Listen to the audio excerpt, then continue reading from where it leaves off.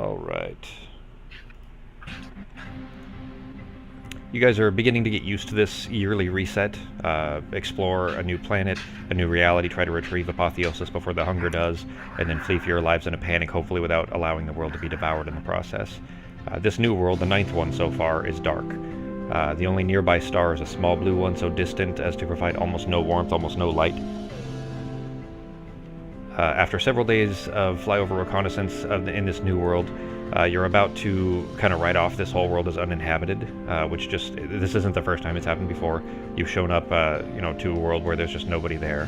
And in this world, there are just ruins of a once incredibly advanced civilization.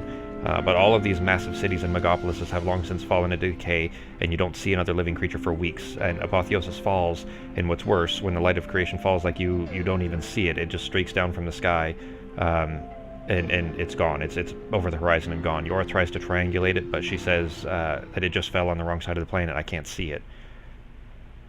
So it leaves you practically a haystack, the size of a hemisphere to find this needle in, if you wanted to, without any people to talk to, no plants or animals or life to study, and you don't really have any leads to follow either. But after several months of sort of searching and camping out in these derelict cities, you do find something.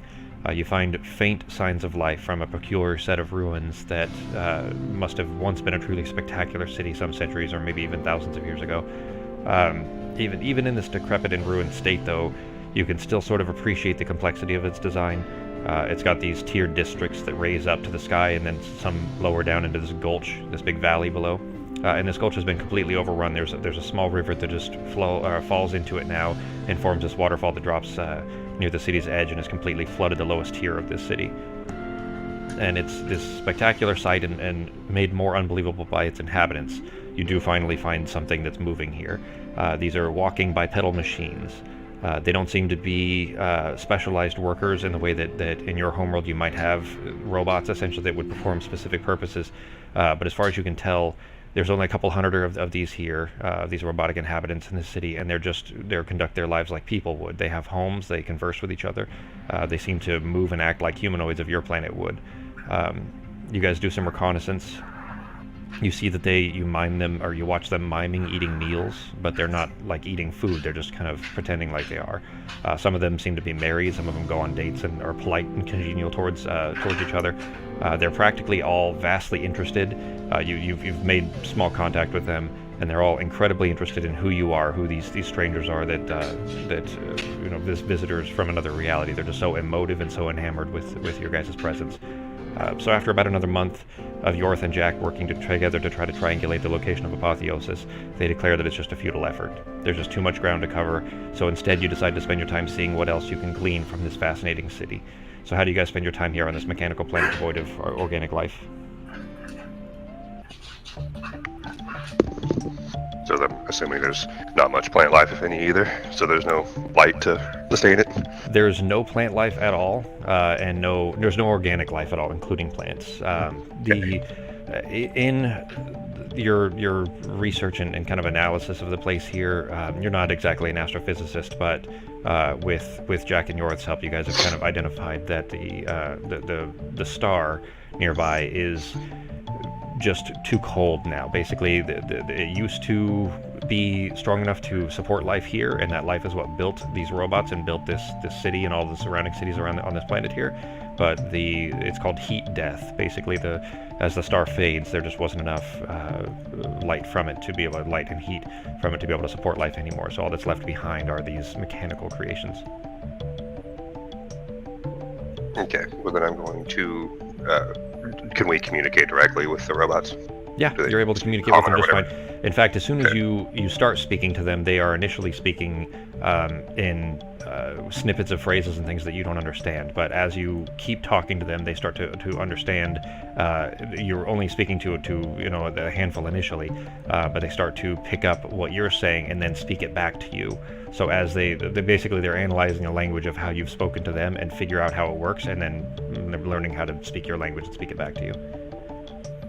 Would we have any idea what that language was that they were speaking? Any of us? Any of the crew that heard it? No, flat out no. It's not even a language that you guys would have any means of being able to understand. There's no corollary to the worlds that you're from.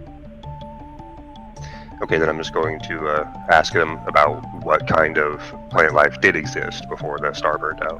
Or, well, what plant life, if any, existed here before, because he just might not know that, of course. So. Sure. They describe similar structures as to what you're used to.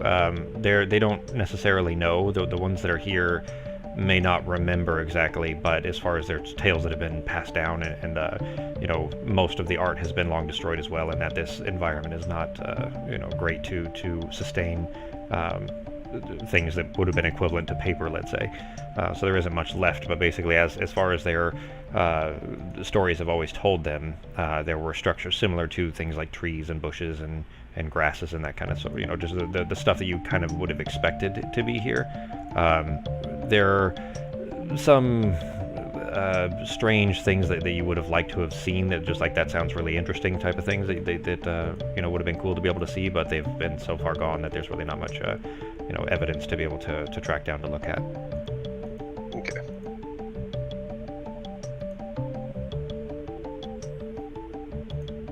What are Peter and Navarre doing to spend time with this planet here? Do they have robotic animals?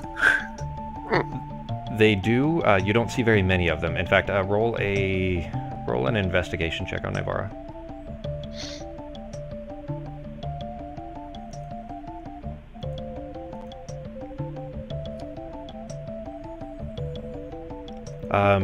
You do occasionally see dogs, for the most part. You notice though that all of the robotic things here are pretty in rough shape. They look like they've been kind of subsisting for a very long time, with minimal capability or tools to be able to repair themselves. So you do notice that a lot of the dogs are the ones that you see the most often are broken pretty badly. Like, you'll see that very often they'll be missing at least one leg. Sometimes there'll be just kind of open panels on the back where it seems like parts have been scavenged from those to maybe repair others, things like that. You get the impression that these are kind of the very last things remaining of a species that are not long for the universe, that they'll be dead out soon. It may not be a year, it might be a couple of 100 years if the hunger doesn't devour them, but there just isn't much left for them, and they are having to cannibalize themselves essentially to be able to keep certain robots working. And the animals seem to be the kind of smallest of that tier, the ones most often cannibalized. I guess I'll just study the dogs as best I can and see if they can tell me about any natural animals that were on the planet before it essentially died. You do learn that there were a lot of kind of the predators of the natural species that were here. Is that a phone? Sorry. They do tell you that the the humanoid species that existed here before they created these robots were called a Tatusian, and the common predator of this world here were usually coming from underground. There were various worms and snakes and things like that would burrow up through the dirt basically to come up to attack. So most of their cities would be built tall.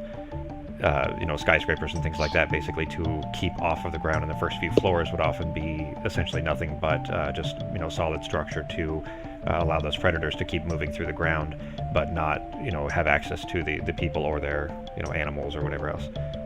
But that's kind of the basics of it are relatively simple, but they kind of in the talks with these people, you realize that, and this is actually something that probably was more Peter's field of research, but in fact, actually make an Arcana check on Peter.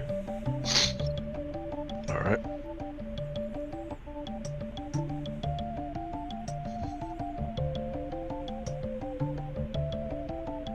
Damn. Nice. So I guess I'll go get to that in a second then. So what is Peter doing to kind of not necessarily kill time, but to spend his time here?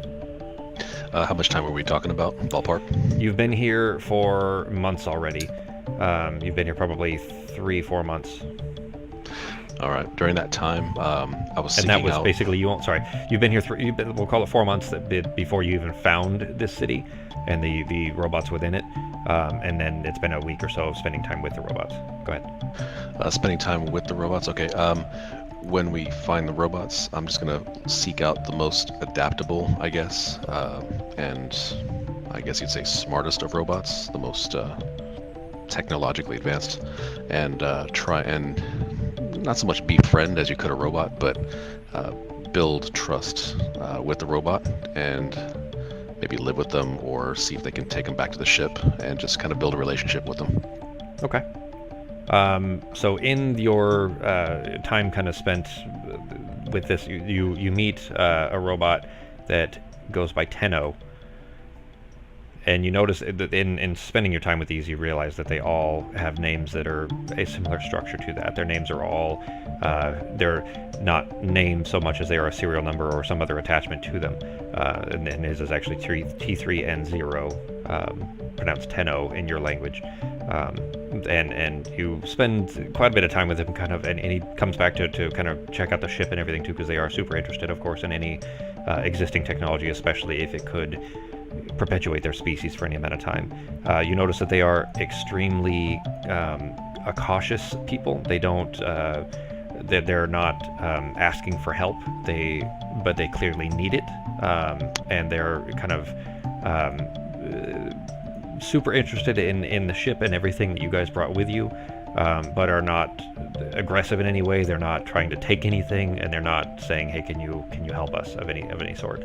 But they are, even if, to be clear, this is something that, in fact, roll a history check on Peter.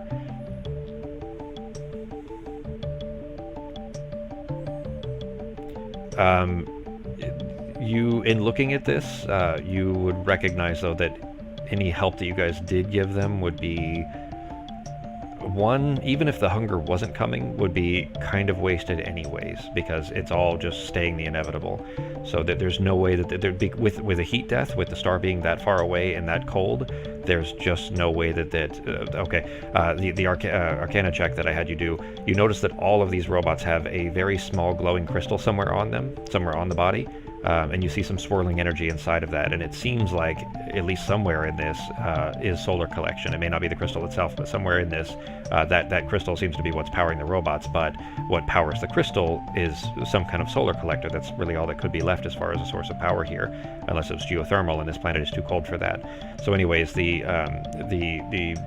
light that they're getting is just too weak that eventually they're going to die out no matter what help you give. So in all of your discussions with Tenno, although they're interesting and revealing, and you learn quite a bit about the species that was here and what this place was before, it's all kind of tinged with a certain level of sadness behind it, that there's just not much you can do. You couldn't bring all these with you. There's a couple hundred of them left, but there were thousands. When the star first started to die out, and the humanid species that was here were dying, they were wiped out by a massive plague. They were wiped out by disease, and they built these robots. And something that you, over time, as you kind of build trust with Tenno, he kind of reveals to you, is that what's inside these robots are the souls of the people that are all dead, all of the ones that wiped out. They're stored essentially in these small crystals that are on each of these robots. But there's only a couple hundred of the robots remaining, and there were hundreds of thousands of people that lived here. So they take turns using these robots, and therefore that was all thousands and thousands of years ago. They've all kind of lost their sense of self, and there really isn't one anymore. They just basically, when it's their turn, they get to borrow a robot for a few days.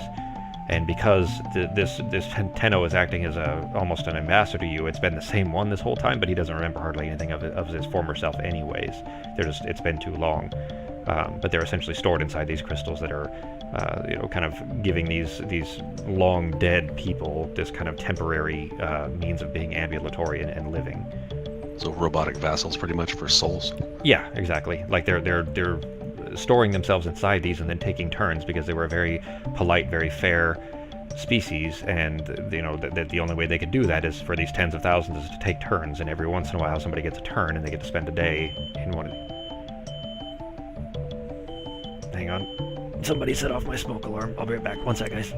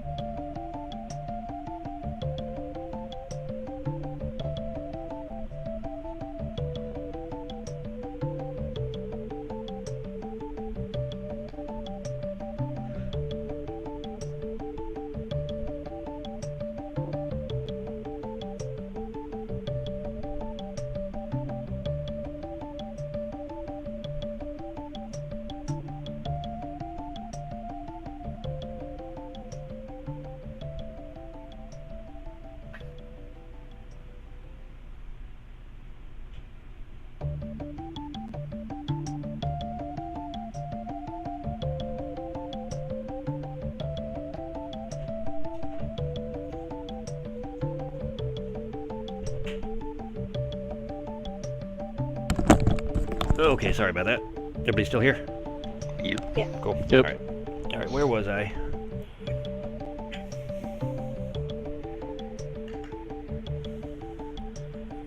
Can't fucking... So, I replaced the bulb on my projector and it's still fucking flipping out, so I keep meaning to take it back down. It's possible, it's not likely, but it's possible it's the HDMI cable. So I keep meaning to take it down and test it elsewhere. Otherwise I'll end up having to buy another fucking projector. Alright, anyways, so, yeah, Tenno kind of being the ambassador, though, has gotten to spend much longer in this, but you've identified that any information that you give to them is immediately accessible to all the rest of them. They're essentially a bit of a hive mind, which also contributes to them not having much personality individually anymore.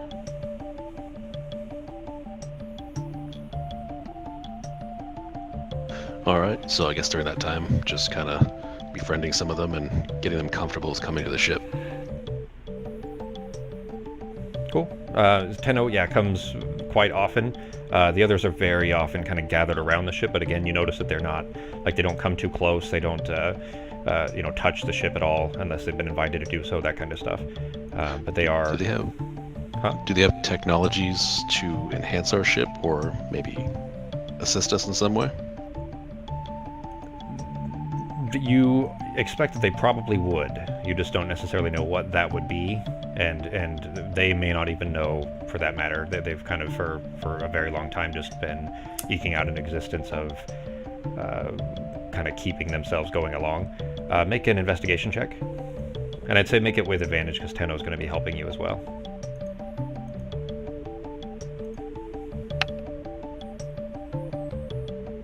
I'm sorry, what type of role? Investigation? Yeah.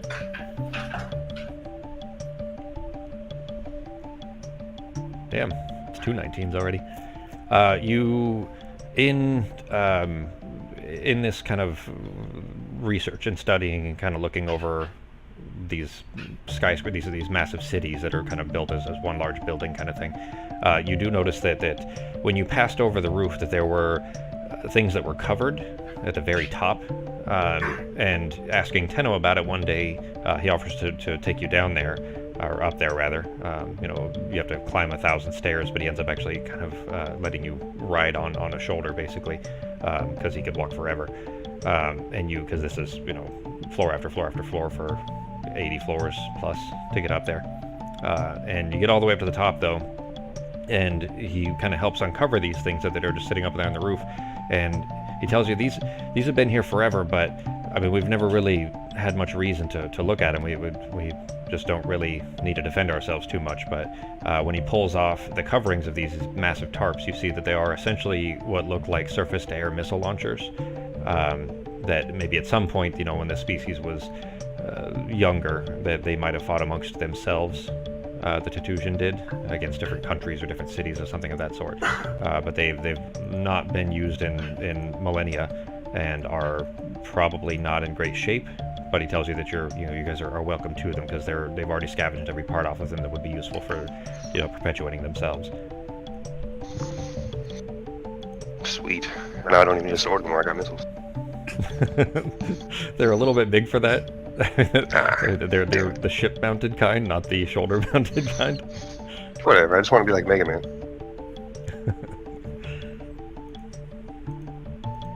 Can we see if one of them wants to come with us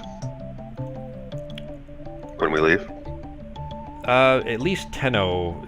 So well, Peter, what are you doing with those? Are you guys doing anything with that? Are you going back and showing it to Drew? Anything of that sort? Yeah, we're gonna show the SAMs to everybody, see if anyone can take anything off of them, or if we need them for something.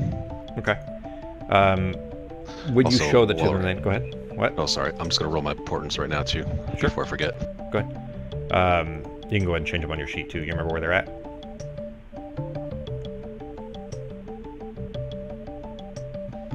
Yeah, but I've never edited them before. It's nothing to it. Just on your actions tab under Wizard, where it says Portent, there's a 4, an X, and an 18. Just change those to a 2, a 7, and an 11. I just use the slashes to separate them. But you head back down and head back to the ship, and inform them that Tenno said you guys are welcome to those if they could be of use. And when you show them to Drew says, "Wow, I don't know that we could even get these working, but if we could, for any in any luck of the draw, get these things mounted and somehow functional, this could really help us in getting away from the hunger every time, and maybe one day do some heavy damage to it if we when it's time to actually try to fight this thing." He and Jack start on a plan with Yorth as well. Yorth is a arcano-mechanical engineer anyway. So did you find it, Sako? You know where that is? No, I'm still looking for it. Go to your actions tab, and then the first section is items, the second section is wizard. Oh yeah, I got it. You'll see portent there. So the three of them kind of start working on a plan to get these things set up, to see if there's any means of extracting them. One, because you've got a couple of challenges of getting them off of the roof of an 80-story building and attached to the ship. The ship can't land on the top of this building. It's too heavy, but also it can't really find a spot basically to make room for it. So there's possibility there, but it's stuff you guys would need to kind of work together as a team to figure out if that's something you were gonna work towards. Drew is very excited about it. Elsbeth, you notice she doesn't really seem too concerned about that and is much more interested in recording the histories of these people. And as far as I think it was Ben's question, or Ketis' question about bringing one or more of these, at least Tenno says I don't know that that's really something that our people would want to do anyways. It's not outside the realm of possibility. There's a lot of sadness here. These people all know that they're going to be dying anyways. They know that there's eventually coming to an end. But the question is that these bodies don't belong to an individual. They belong to the community. So for one body to leave is, taking away taking away tens of thousands of people's chances at having a life for a day. Yeah. Okay. But I mean, he says that he'll take it back to the community and let them discuss.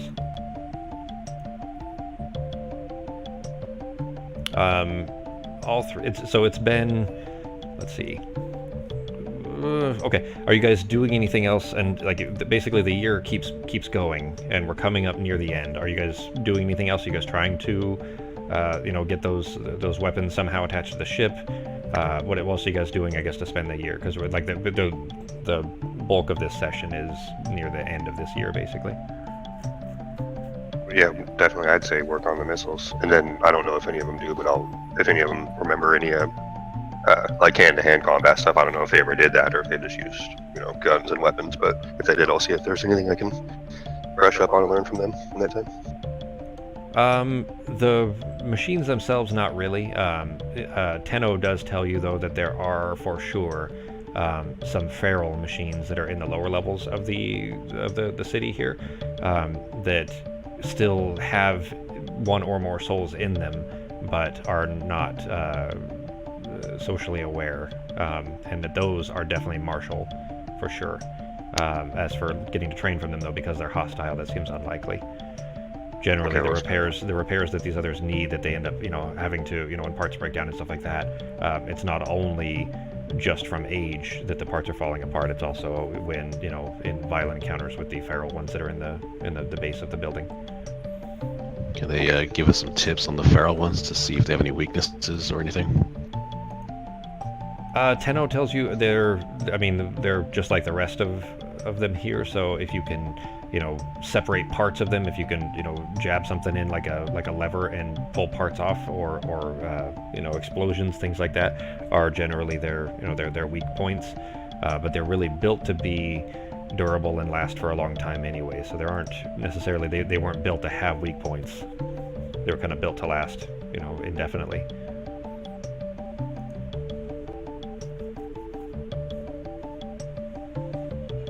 All right. What's Navarro doing? I guess just trying to help figure out how to get the missiles on the ship. If you so if you guys are gonna work at that, I would say that you guys all get up to the roof. Drew is still inside the ship and is piloting it, kind of hovering over the facility, the city-sized building, and within range anyways, and has dropped a couple of tethers and things like that, so you guys are able to pull up parts, small parts here and there. The ship doesn't have, it was never designed to be a military ship anyways, so there aren't hard points to really connect this kind of equipment to, but he's kind of hastily, between all of you really, but he's kind of hastily rigged up spots on the deck basically for 2 of these, if you can get them. He's still not even sure that you guys can, and we're going to use some rolls here to decide whether you guys are successful at it or not, but if you guys can get it mounted, he has made room essentially on the deck, the outer of the ship in the front, to have them mounted up there. The problem is, of course, is that there's no means of rigging it into the controls of the ship. It's not the same kind of technology, and there's really not, you wouldn't have the spare tools required to do that, let alone the skills necessary to do it. Meaning that to fire them, somebody will need to be at each of these, and they'll essentially work like a cannon. And he says this is if we can get everything working. It'll still be difficult to use, but we could at least give it a shot. I mean, it's worth trying if it means that we can at least put some holes in the hunger when it comes. So you are all kind of on the rooftop working at this. A bunch of the machines, probably half a dozen, come up to assist with this as much as they can, and they've disassembled the mounting structure that's holding 2 of these SAMs onto the roof of this building, and are holding it up and begin to kind of stand on top, and then on top of the next one, and then on top of the next one, until they can kind of get up high enough to have this tied up to some chain rigging on the ship and pull it up. And over time, with these machines help, you end up getting it takes you the better part of a day to get each of these guns up, but you pull one gun up and the next day you pull up the next, and you have 2 of them now up on the deck. As for getting it mounted, if you guys are going to spend time trying to do that as well, trying to get them functional on the ship. Yep. Let's see. I'd say the thing is, I don't think you guys will have, because there won't be a proficiency involved here, meaning that the skills would be kind of unnecessary, only because how would you have proficiency with alien technology of some sort? But we will use flat intelligence rolls initially, so all 3 of you make a flat intelligence roll, and we're going to use the average.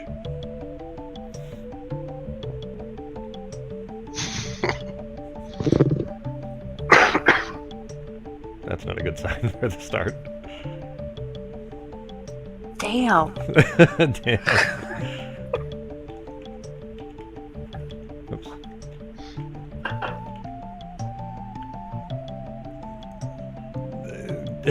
That's not good. It's an average of like a 9.6. Rounded up to 10. You guys, once they're on the deck, you're trying to figure out how we can get these secured to the deck, and then how we can load them, because there's plenty of they brought in plenty of the ammunition that was available for these as well, which kind of resemble like a massive spear essentially. Think of these more like ballistas than missiles, although they do have explosive tips on them, like a harpooning ship. Think of it like a harpoon on a ship. And they bring up plenty of these, but you guys looking it over, just you can't seem to, everything you try to get these things secured just doesn't seem to work. You put them into the deck, and it ends up ripping a big old hole in the deck because it's just too heavy and it tips off to one side. And you're having to be careful not to have it close enough to the edge that when it tips forward, because it's not meant to be mounted this way, that the front heaviness of it isn't pulling, 1, a giant hole in the ship itself, and 2, enough to fall off the side and then collapse down into whatever's below. But you keep trying, and nothing's working. They're still sitting there on the deck. You haven't done any irreparable damage to the ship, but getting it connected is something you're going to have to try again at a later point, just because so far nothing seems to be working. But it is locked down. You guys have them secured to the deck so that they won't fall or get shaken too loose or anything, even when the ship is moving. But you'll have to try again at another point. I would say, though, in doing this, spending this time up here and going back and forth inside of this building over and over again, as you guys have been kind of figuring this out, Yorith eventually finds something and you're getting close to the end of the year. There's only probably a week and a half, maybe 2 weeks at the most, before the year will be up, and you know the hunger will be arriving any day now. There's something, though, from what she's found, there's a source of some pulsing source of energy that is in the flooded lower tiers of the city, and between she and Jack, they kind of triangulated, and it does appear to be. I mean, this place, it's not as thin as a building. It's city size. It's just one tall building that's built on top of, each tier built on top of each other. So it's not just as simple as saying it's in that building. It's, the size of a city and having to narrow it down. And between she and Jack, though, they've kind of triangulated the location of this kind of pulsing source of energy that is down in the flooded lower tiers of the city. What are you guys doing? Go check it out. Yora tells you, all right, well, I mean, if you guys are going to head down there, it's almost certainly going to be dangerous. I mean, Tenno has already told us, along with everyone else, that there are, that the feral machines are down that way too. So, I mean, do you guys have a plan? Who do you want to go with you? Is it just going to, just Kitas and Nivara? Well, Peter didn't say anything yet, is all. So. I'm jumping in too. You guys, then, I guess, out of narrative, are you taking anybody else with you, or just the three of you? What do you think about the engineer, Yorith? I'm sorry. Oh, Yeah. she's coming in. I mean, if they're robots, it doesn't hurt to have an engineer. Good point. And then we'll still have people on the ship. She kind of nods. She says, all right, well, I was hoping to get out there and blast some shit anyways, so that sounds like fun. I'll go. You notice that she looks at Jack a little bit. There's a little awkwardness when she looks at Jack after she mentions that she's going to go. And Jack and Elsbeth and Drew say that they'll hold the ship down and kind of get ready in case the hunger shows up early. So you guys make your way into the kind of normal. You guys kind of enter at the same level of the city every time, and you enter there and start making your way down. Tenno leaves you behind. He gives you a polite wave as you guys head down that way, and tells you to be really careful because there's dangerous things down there for sure. But they don't go down there specifically for that reason. So he warns you to be careful because they don't really know exactly what you'll come into. So you guys make your way down there. You go through just floors and floors and floors where you end up 80 to get to the top. You go down probably 30 before you even start seeing the water. And you get into areas of this district where you can see the technology down here is even older than what's above. Like maybe this is when this society was built, that they had a certain technological level when they built this city, and then when they built the one on top of that, they'd kind of evolved a little bit. They'd had a little more technological advancement, and then the next level on top of that is slightly more advanced, and so on until you got all the way up, right? So you're kind of going backwards in time almost as you're going down through this. You start seeing dot matrix printers. You start seeing that kind of you see Intellivisions sitting around and Ataris and kind of older technology as you make your way down. Which, by the way, G, do you recognize this song? Yeah, it was actually funny. I was just thinking about Seven Saga the other day. Were you? I was just thinking about how it was one of the only grown-up RPGs back in the day that wasn't kiddie-ish. So. Yeah. I wish they would make another like that. Like that style is completely faded. They don't really do any of them that are not heavily prescripted for narrative. Anyway, though, you guys keep making your way down, and you are coming down another set of stairs. Basically, you kind of keep finding this path, and they're not built in a way where like a skyscraper might have a spiral staircase that just you go up one flight and then turn around, come back up another flight, turn around, go back up another flight. It's not built like that. Each time you go down to a floor, you have to find the next way down from there, almost like finding subway entrances. But there just doesn't appear to be any easy rhyme or reason to it. And this last one that you found going down is getting down to the point where there's not much, but there's a few inches of water on the floor. And you can tell that this is going to be the point at which if you went down another floor, you'd be submerged completely. So you're basically down about as far as you can go. The water's not impeding your movement or anything, but you come down into it, and in every step you guys are kind of splashing and your shoes are wet. And the water is freezing cold. There's just not enough heat here to be able to keep much, from freezing. And the water is moving too much that it's not frozen entirely, but you can see, when you guys were flying around outside, any water that was on the surface was largely frozen or in chunks of ice that are kind of flowing along a river, that kind of thing.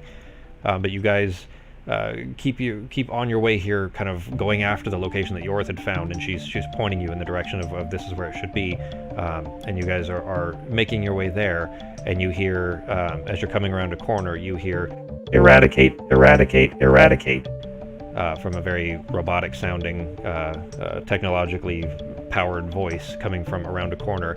And then you hear whirring and clicking that you imagine is supposed to be another mechanical creature that appears to again be of an older technological phase, let's say. And they're coming from around the corner is this sound, and it sounds hostile immediately. What are you guys doing? Yeah, I guess getting ready. Or running, whatever you guys want to do. Let's square up. Yeah. Damn Daleks. Is that Doctor Who? Is that what that is? Yeah. Oh, Exterminate. Get your screwdrivers ready. oh, I already put it on there. Whoops. Yorith turns and looks at you guys kind of, preparing yourselves and getting your fists up as if you're getting ready for a fight. She says, "That's what I'm talking about. I've been waiting for this for 9 fucking years." Go ahead and roll initiative. Where... Shit, I thought I saved that. I guess I didn't save it, damn it. Honey. Dang it! What in the world? Got the worst luck today. Oh. Damn, that was 2 ones. In a row, too.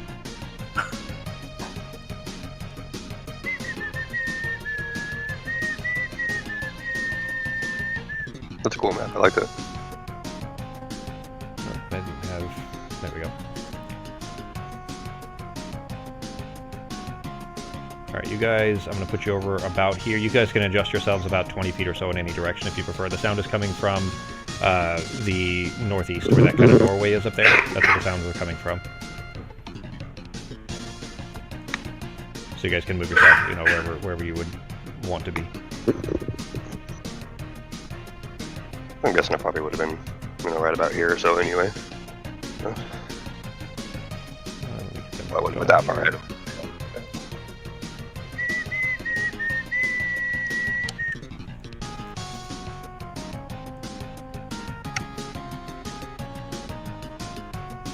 Whoops, I dropped one too many.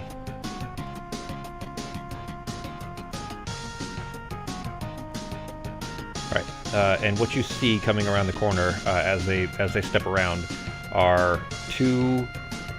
Oh, that's not the one I meant to grab. Whoops.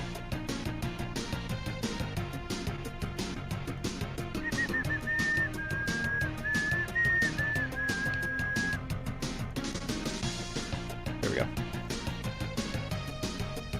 Alright, coming around the corner, and this presumably was the source of the eradicate noise, are 2 of these, and then at their feet, the source of the kind of clicking and whirring sounds. God damn it. I really hate having freaking one monitor do all this on. At their feet are 2 of these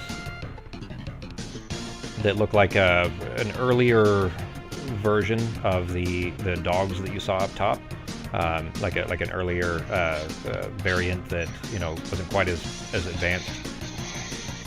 But there are, coming around the corner, are 2 of these dog-like creatures and 2 of these humanoid-shaped ones. Let me get them all visible for you guys. I think Ketis is first. What are you doing? Okay, there they are. Alright, Damn, they all rolled shitty on their initiative. good. Peter, you're up next. I'm going to hit guy 12, the huntsman. with a death knell. Actually, first I'm gonna put my shield up.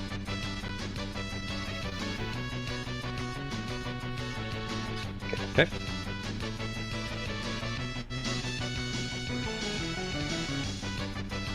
Is he within range for death now? Yeah, I think it's either 60 or 120. 120 feet. Okay. Yeah. He is.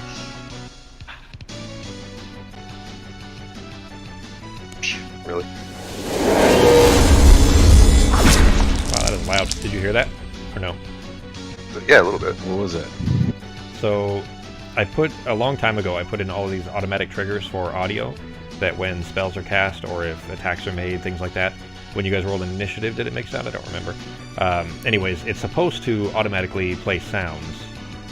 I have it basically, it's an extension, a modification for Fantasy Grounds that works with another program called Sirenscape, and it's supposed to trigger sounds automatically.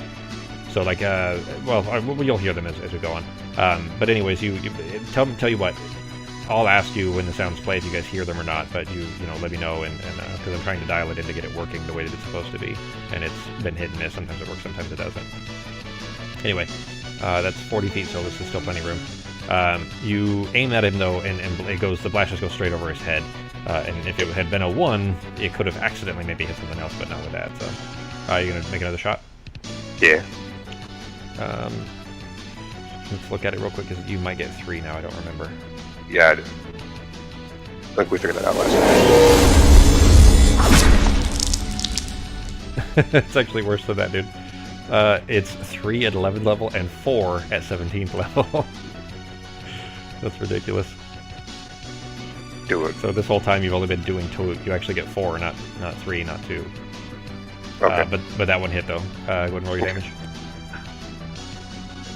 I think what we'll do when you're going to do this is if you're going to throw all 4, we'll just have you roll all 4, and then I'll just narrate the results for, what hits and what misses. But go ahead and Alright, that's what I'm going to do. Okay, and then just do the last 2 on their own. Yeah, just roll the last 2 together. Yeah. Okay. So how do I do that? Just cast it twice? Yep. Just drop it on them twice? Yep, that's it. Okay.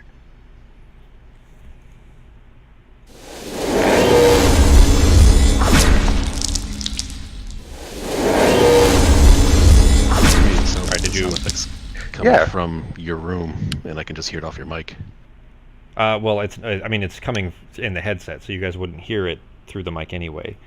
But that's kind of it's similar to how it actually works. It's all piped through a program called Voice Meter, but there's no speakers for it to be hearing it from. It's basically, I'm wearing headphones. It's not playing through speakers or anything, but mechanically it does sound, or would sound similar to that. So you got a 15 and a 20, it looks like? Yeah.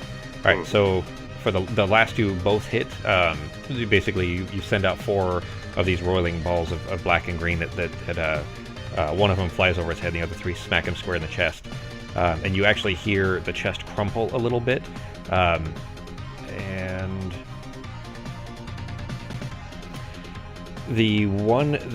so the 3 that impact kind of all hit the same spot in his chest. Go ahead and roll the damage for 2 more.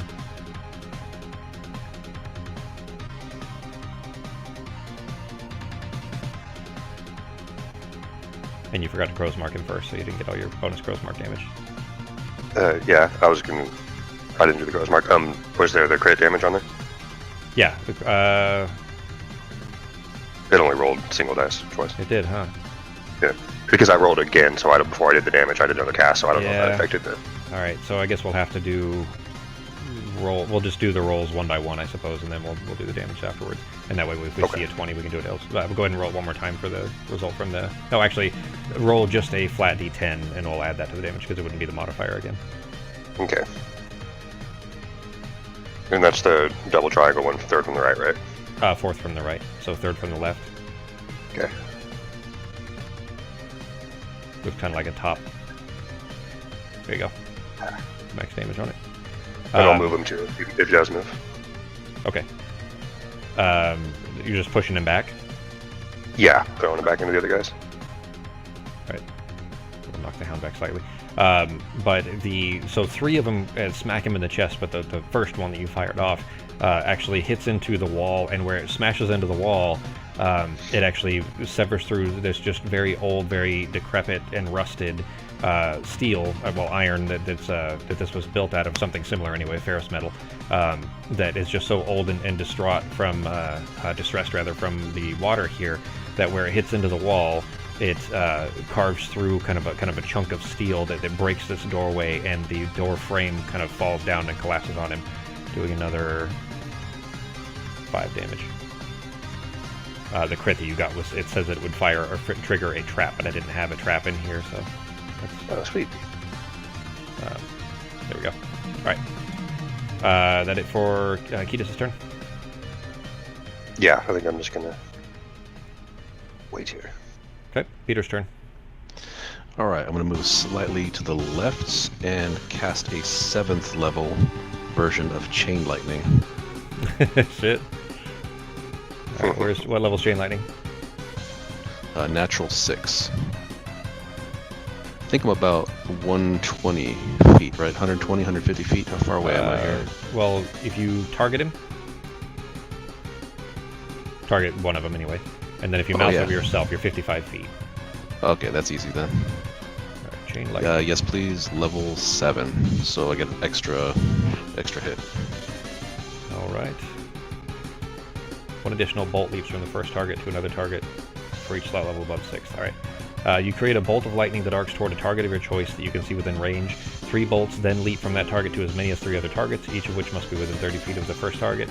Target can be a creature or an object that can be targeted by only one of the bolts. Target must... can be targeted only. Okay, so upgrading to 7th wouldn't be any that's what I was use. about to say. Yeah, since it can only be hit each one it's once. hit 1 and then 3. Gotcha. And then So splits off level to 3, 6 then? Yep. Alright, I'm going to mark target- off that spell slot. Target all of them.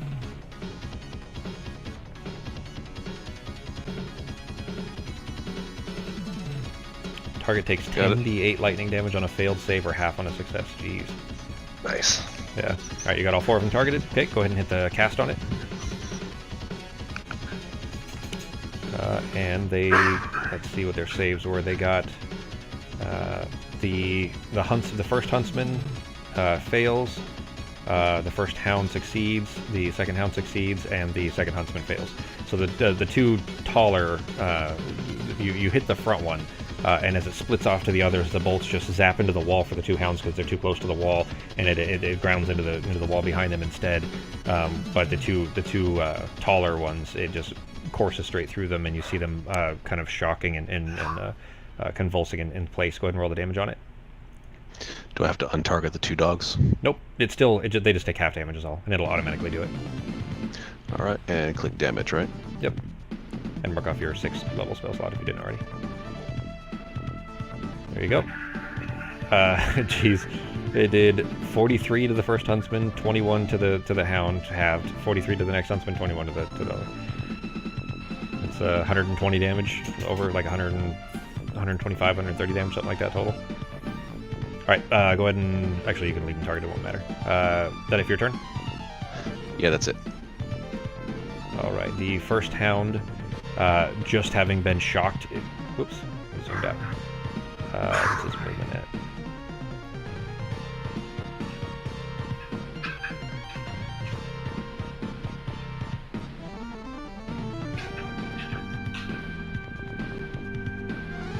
Is it 8? Yes, this one. 5, 10, 15, 20, 25, 30, 30. Yeah, he can make it. He can make it here. Is going to charge towards Kiedis actually, because Kiedis did just blast its master, and is going to bite at Kiedis. God damn! I think about clicking on my mouse is messed up. Here we go. For a 23, which I believe hits. Yeah, because that'll beat your AC anyways. Clamps down on your leg. Can I do a reaction? Yeah. Burn his ass with Hellish Rebuke. Okay. Bastard. Don't And that was 6? Was that 6 or 3 that hit me? It's the one that's next to you, 6. Okay.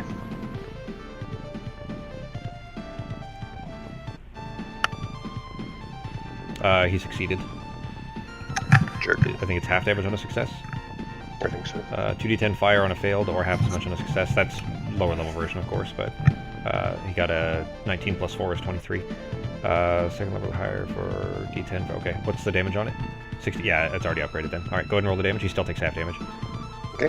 So he clamps down onto your leg, and you reach your hand holding Ruin down in front of him, and kind of just holding Ruin with your thumb, you just blast this into his face, and you see part of the steel starting to melt, and a small chunk of it just kind of sloughs off to the side and lands on the floor with a tinging sound. That's it for his turn. He's not clamped on your leg, but he's still right next to your leg there. The other one is... I don't think he can make it all the way to... you see that the huntsman points at him to tell him to charge to charge at you guys anyways. That'd be difficult.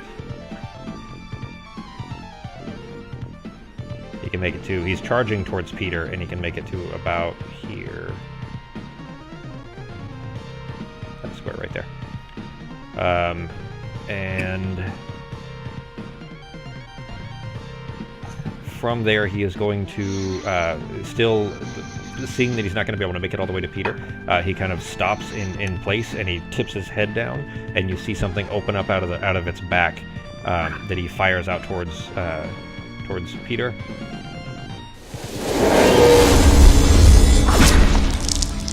It's not really a spell, but I suppose it works.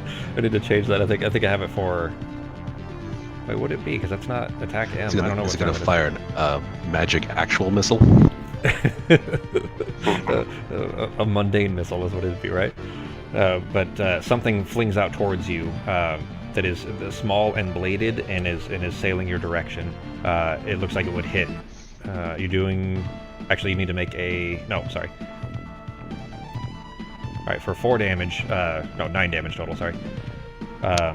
But if you see this thing kind of sailing through the air, and these small little blades kind of split open and spread around you, and they slash into you a little bit, but you feel this kind of very, very thin string, almost like fishing line, except made of steel, that wraps around you, and your arms are snapped down to your sides, and you are. It doesn't knock you prone, but you are restrained, is what you are. Damn. Find it real quick. I got boloed. Yeah, basically, yeah.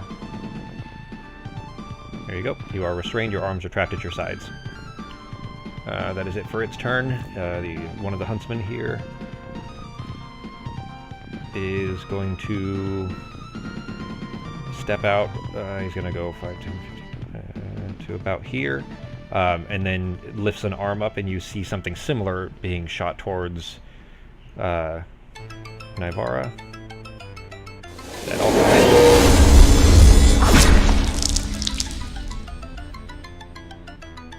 And it...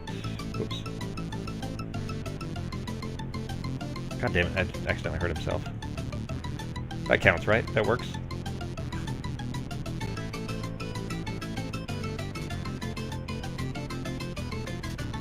For 5 total damage, and you are similarly restrained on Nivara.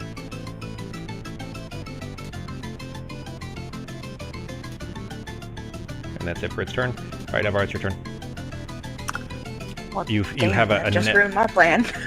Well, you've got a net that's wrapped around, stuck around you. You have to make a DC 10. It's only a 10, but a DC 10 strength save to get out of it, which takes your action. Or you can try to. Well, if somebody else attacks it, they only need to do 5 slashing damage to break the net. But somebody else would have to do it because you can't do it yourself from the inside. Okay, so strength save. Yep.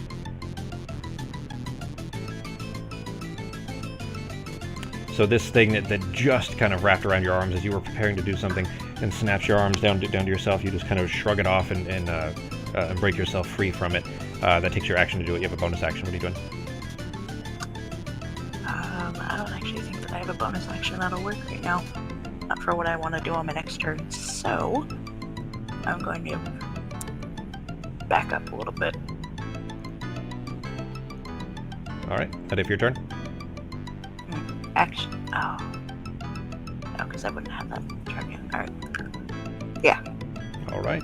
The last huntsman is going to 5, 10, 15, he won't be able to make it either, so he's going to go to there. And is going to... they don't really have much else for range, so he's going to do the same thing at Ketis this time. Trying to trap you guys.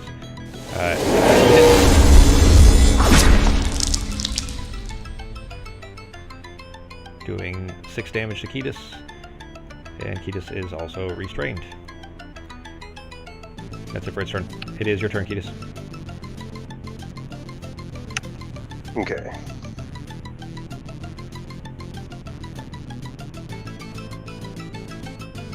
Come on. Damn it. Guess I'm stuck. So you tried shaking it off, and you just... the net around you is still just too tight. You can't pull it off. Peter's turn. Alright, I'm debating whether to do something kind of risky here. So with my hands tied down, any spells that have an M I cannot do. Is that correct? An M or an S. Because somatic is... like, you could do anything that's just verbal. I would say, you know, I'd say that you still... I think you're not supposed to be able to, but I'd say you can still move your hands enough that you could still do V and S, but no M, yeah. Like, you can still move your hands. It's your arms that are trapped, not your hands, really, so... Alright, can I yell out to the team real quick? Yeah, that's free action. Alright, free action. What do you guys think if I just get between us and do a quick sword burst?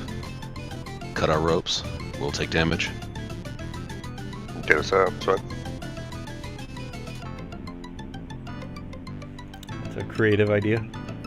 Navarra's still free, so it's just you and I. Yeah, Navarra's free, so it would only be... and it's, only 1d6 anyways. Yeah, well, it has to anyway. it has to deal 5. Alright, can I use a mage hand on myself then to see if I can free myself? I'd say that will give you advantage on the strength. I would say yes, it's going to take your action to do it, but it was going to anyways. So I would say it would give you advantage because you can use the hand to pull from one side while you're pulling from the other. So you'd still need to beat a DC 10 strength check, but do it with advantage. Alright, let me move back a little bit and then I'll do that. Okay.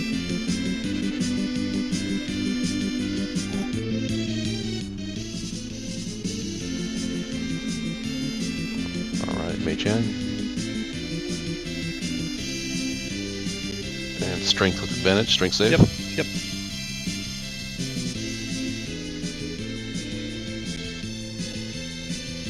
There you go. So with the help of this kind of glistening, translucent hand, you're able to pull these ropes off of yourself. You are quite a bit of distance from them. You still have a bonus action. What are you doing? No longer restrained. Alright, I cannot use a spell right now, so bonus action, right? You casted Mage Hand, which is a cantrip. You can do... hang on. So the rule... I was messing it up for a long time. The rule is... bonus action spell means no other spells that turn but a cantrip with a casting time of one action. What about the opposite, though? If you used a cantrip... I think you still can, basically. It's because you did a cantrip. Yeah, so you could still do a leveled spell if you wanted to. Alright, on this map, how do I create a circle in 20-foot diameter? Right-click on the map, and then the top left is pointers. And then draw a circle on the left side. And then you drag it to make it what size you want. There you go. That's about 25, right? That's 15 right now. The number's in the center. Diameter or radius? That's 15-foot radius. Radius. Alright, It's still 15. Fireball right there. Okay. Go ahead and target the 3 that are inside the circle.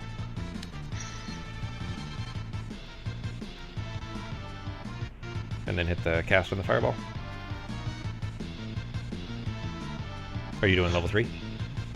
Level 3, yeah, sorry, I'm going through like so many spells. No problem, dude.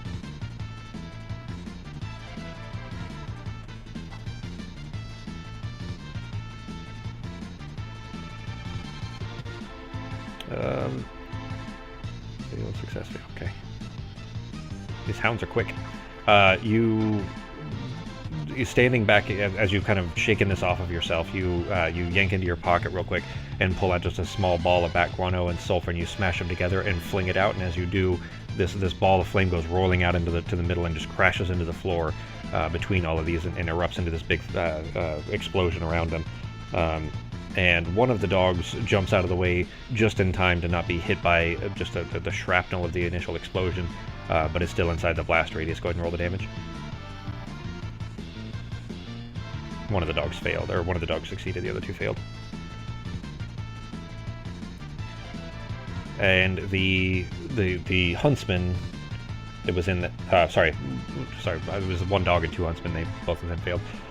One of the huntsmen that was in the back, that they kind of got the brunt of the blast, the frame, the kind of mechanical robotic frame that's standing there is knocked over behind and kind of collapses backwards, and it doesn't stand back up. Is that it for your turn? Yeah, that's it. 86 would be... Yeah, okay. It's a little under half. It's not a great roll, but still toasted one of them.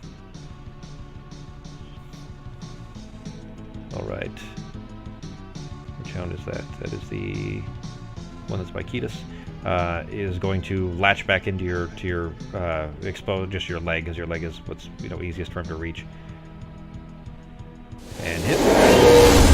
Because you're restrained, he had advantage on it.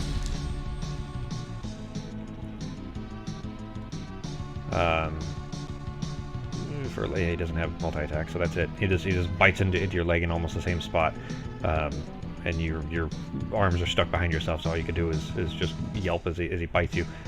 This one is going to, let's see, he can't get any further. He's going to go at Ketis as well, after he just got blasted and knocked down. In fact, actually, he has to stand himself back up, so he's half of his movement is going to, now he's flanking Ketis, so he'll have advantage as well. I see what you meant now, G.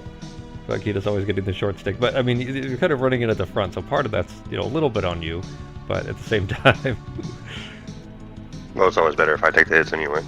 So. Yeah, that's what being a tank is for. So how loud is? Anyway, now they're trained, so. Yeah, exactly. Yeah. How loud is that for you guys when that goes off? Very quiet. Okay. Yeah, we can hear it, but it's not super loud. All right. We'll dial it in a more, later to G or another time. But I can, because it's super loud on my side. I'm glad that you guys can hear them finally, but it's really, really loud on my end. So I'll need to adjust it some more and figure out how to, make that have some parity. All right, and then the remaining huntsman. I'm gonna remove that circle. There we go. Is going to. Oh shit. I forgot something else. You noticed that when the dog that was knocked back, or when the huntsman rather that was knocked back from the fireball, when he collapsed on the ground, he sat there for 2 seconds, and then the body exploded, and it kind of rocked this whole. God damn! Why are these some loud and some quiet? The whole body exploded. This kind of just rocked this whole the floor of this place. They weren't close enough to to knock you back or anything, but you do notice that if it had been closer, it probably would have knocked you back and probably would have hurt pretty badly. But these hounds having Ketis trapped, this huntsman is going to come in and swing a mechanical arm that is bladed in the kind of the form of a longsword. Alright, so it's definitely not supposed to be that sound for melee attacks, but does a decent carve into you there, and it is now Navarre's turn. Oh my god, finally. Alright. Well, my whole plan is kind of ruined because Ketis is right in the middle, and I'll end up killing him, so... It wouldn't be the first time. He's probably used to it by now. I'm sure we can find a mannequin. Exactly. You just bring mannequins with you from now on. I'm gonna use heat metal. That's interesting. On level 4, but I don't have... I've just got 2 and 3 on here for damage. Let me check it real quick here. It's a level 2 spell normally? Yeah.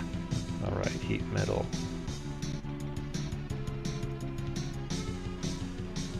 At higher levels, when you cast a spell using a slot of 3rd level or higher, damage increases by 1d8 for each slot above 2nd. I'll change the second one here. Wait, does it start at 3d8? It starts at 2d8, right? Yeah.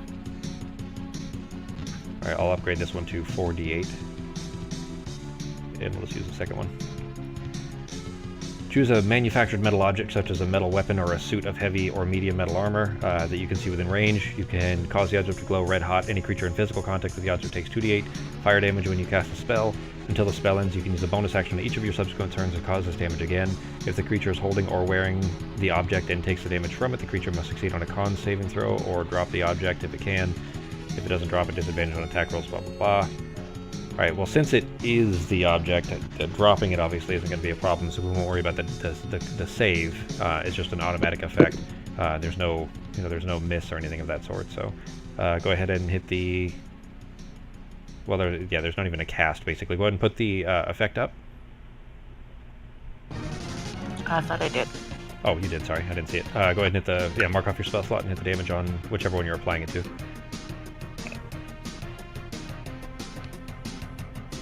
There you go. So you notice, kind of looking past Ketis' shoulder, since he's kind of restrained there anyways, this thing lights up with a beaming glow, and where the crystal was in its chest, you notice that these did anyways have crystals as well that are a little bit dimmer than the ones you saw on the ones on the surface, like maybe the solar energy that is powering this is running out anyway. And the whole frame, though, just begins to glow in this kind of bright, beaming orange. It doesn't respond. It doesn't act like it's in pain at all, but it definitely hurt it. But if your turn? Yeah. Okay. It is Ketis' turn. Still restrained. Can I cast spells that are verbal and somatic with my hands tied? Yep. Okay, then I'm going to use Arms of Hadar, because these jerks are surrounding me. Do I target all 3 of them? Arms of Hadar. Have you ever used this one before? No, but this is a perfect opportunity for it, because I don't think I've been surrounded like this since the very beginning of the game, before I got that spell. So, you invoke the power of Hadar, the Dark Hunger. That's funny. I should have changed that name, I suppose. yeah, I just noticed that. I was like, yeah, I'm using the hunger now, guys. Yep. Tendrils of dark energy erupt from you, and you know what? Actually, narratively, it makes a little bit of sense, anyways. Not any. I guess when it was from Odim, it would have made more sense, probably, but coming from Crow, a little less sense. But anyways, the Dark Hunger, tendrils of dark energy erupt from you and batter all creatures within 10 feet of you. Each creature in that area must make a strength saving throw. On a failed save, target takes 2d6 necrotic, and can't take reactions until its next turn, meaning it can't opportunity attack you. On a success, the creature takes half damage but suffers no other effects. 1d6 for each level. Your spells are all 5th level anyway, so they're already upgraded. Alright, go ahead and target them all. Alright, and then hit the cast.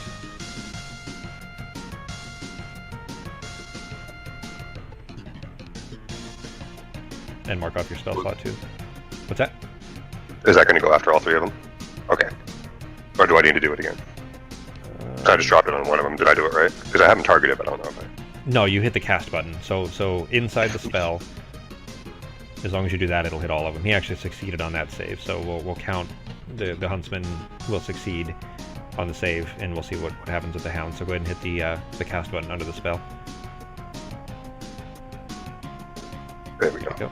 I just dragged it on him on accident is what it was. Did I go twice on that guy again now? Yeah, but we're gonna, because the first roll that you rolled for him was a success. So he'll succeed, and then we'll check the 2 hounds. Okay. The hounds are, first one's a fail, and the second one is a fail as well. So you, arms trapped at your sides, just erupt this blast of tentacles that surround you, that wrap around the 2 hounds and yank them to the floor, so they're pulled down. The huntsman in front of you, just a blast kind of went left and right and went on either side of him. Didn't end up grappling him. Go ahead and roll the damage as well. And do I need to hit the effect too? Yeah, but we need to make sure that the effect only applies on the hounds, but yeah. Okay. Can't take reactions. Yeah. But don't worry about it. I mean, we'll just, don't worry about hitting the effect only because, you know, I'll handle that manually anyways if you're going to, you know, provoke a reaction. The 2 hounds cannot react, but the huntsman can. Okay. Alright. That was your action. Any bonus actions? They don't require don't your really arms. Your arms are still stuck at your sides. Don't really think I can do. I can move, right? I can still move my feet. Yeah, you can. Yeah, your feet aren't trapped. It's just your arms are wrapped around your sides. But you are. Yeah, I mean, you'll still get potentially, anyways, provoke an opportunity attack from the big I guy. got mobile. I can't do it. Oh, duh. Never mind. Yep. Especially because you hit him anyways. Okay. Okay. So you blast these tentacles out around him and then just run like a sissy. Yeah, that's right. And Sissies. leave them there. They're not restrained or anything though. They can't react. All right, Peter's turn. When that first huntsman blew up, was it a fairly large, more than 10 square, 20 square radius of explosion? The size is.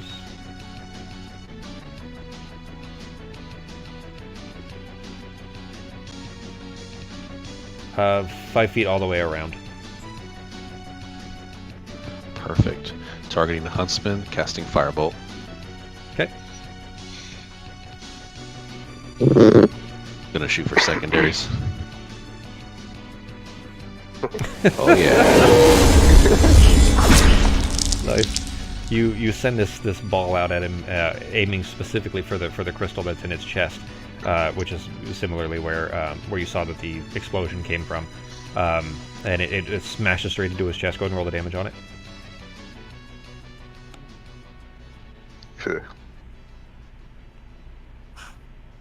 How did? It's 4d10 firebolt. Jesus Christ! A firebolt that did 52 once I'm over damage. 17. Yeah. That makes sense though. You know, it should add up quite a bit for cantrip upgrading. Plus, those are really good rolls. There's 2 10s, a 9, and an 8 in there, so that's like nearly max damage, and then crit it on top of that. So you send this ball out at it, and it immediately, as soon as it hits this crystal, you hear just the tiniest sound of it shattering. As the crystal shatters, this eruption occurs that just blasts around it. The dogs have to make a DC 13 save. He failed.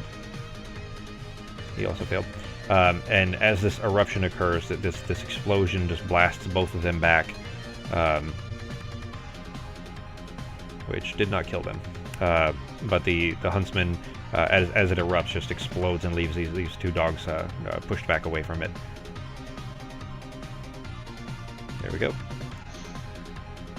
That's it for your turn? Yeah. Okay. The 6 is this one over here.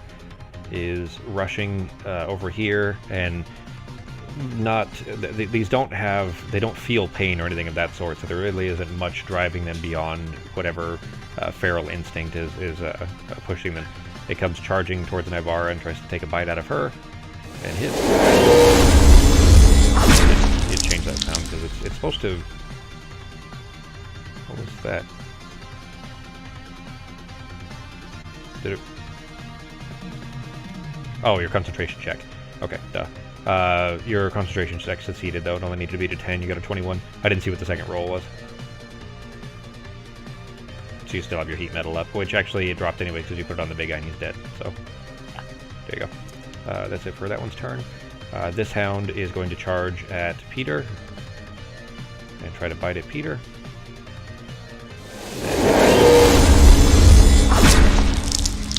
For 19 damage, then. That was a big bite. Navarre's turn. What are you doing? Alright, so we're gonna use heat metal on these guys then. So, where'd it go?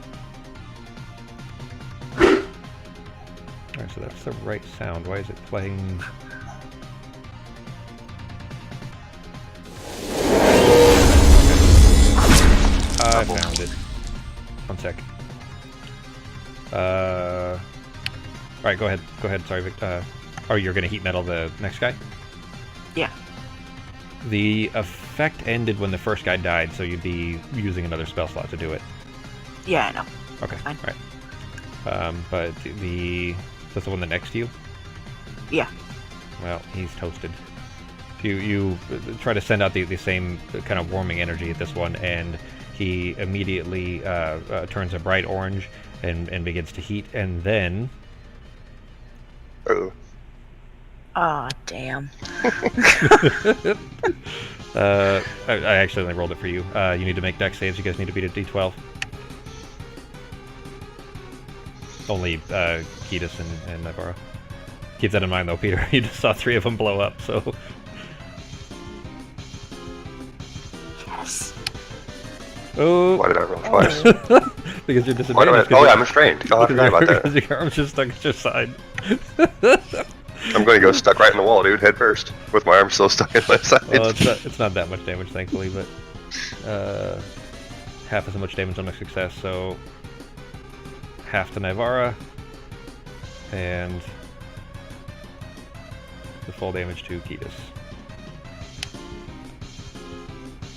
So as as Nivara heats this thing up, the crystal shatters and explodes. This blast sends both of you knocked over, not down to the floor, but like pushed back, and each of you are burned from the explosion that just wraps up over your head. That it for your turn, Nivara? I still have bonus action, right? Yep. Right, so can I can use healing word, right? Yeah. Okay. And that one's at range too. That one's like a 60 foot, I think. I believe so. Yeah, 60. Alright, so we're gonna heal Ketis, since apparently I'm the one that caused him damage, so... Blew me up. Thank you. Alright, that's better. Alright, Ketis is healed a little bit, and it is back to his turn. You're still restrained, G. Yeah, that's alright. I can still hit this guy with death nails. So. Oops, I didn't target him. Keep in mind, if you blow him up where he is, Peter's going to get blasted. That's why I was using this so I can move him, so that way Peter doesn't get blown up too. Alright, just one cast at a time, G? Or do them all? Well, do one, see if it's a 20, do the next, see if it's a 20, and Yeah. as long as they're not 20s or 1s, then we'll just do them all. Okay.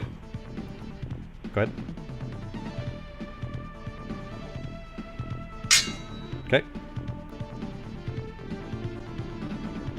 Psh, damn. There's a 1. And then the last one. Okay. Alright, so 3 of them hit, one of them misses. Roll the damage for 3. I assume you're knocking it back, right? Yeah. So what, do I just click damage, or do I just have to drag it, or drop it 3 times? 5, 10, 50. If you're pushing him all the way back to the wall, we'll have him knocked back here. Go ahead and click the damage 3 times. Okay.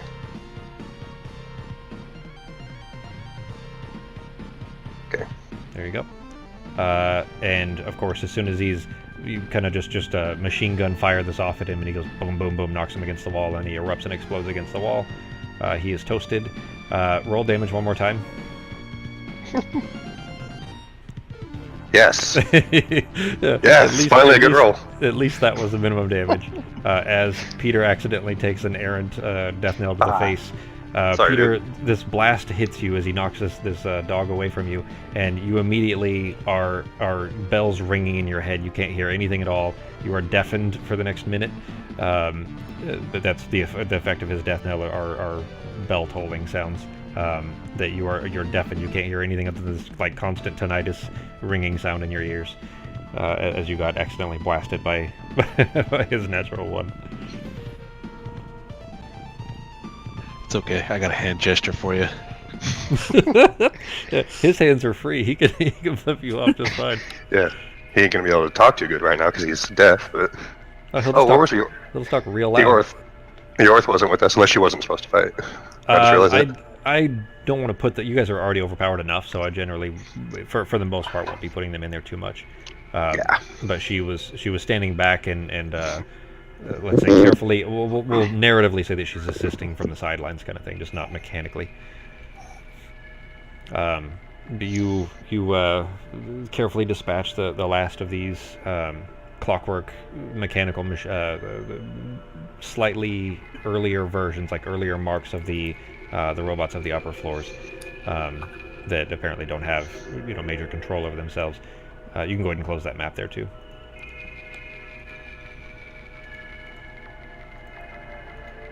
All right. So the explosion's beginning to clear. The thin layer of water that's on the floor is kind of beginning to wash away some of the blasts and fires and explosive fallout that came from these. There's kind of a sulfury smell in the room from where these crystals had exploded. This flooded chamber, though, as you finished up in here, are you guys just following the rest of the way? Keep continuing on. Yeah, just try to be careful, quiet as we can. Okay. You head around through that doorway that it was pretty badly damaged by the initial explosion when Kitas had sent some death knells at it. And you head through there and down into a hallway, and this hallway is getting denser and denser. The place is getting smaller, and you're beginning to see in the architecture here that these people were probably of a very short stature, because the doorways are not very tall. It's a pretty... That's not the... That's not... it's pretty... the hallways are close as far as the walls are not very far apart. Doorways are really short. Just it seems like these people were probably of a very small stature in the first place. But you kind of make your way down a very small hallway that begins to go elevation-wise, begin to go down into the water, and it's getting to the point where the water is freezing cold, but you're going to have to swim to be able to proceed any further toward. And Yorith kind of is telling you, well, it's back there, so I it's kind of up to you guys what you want to do, but we have to go through there to be able to get to it.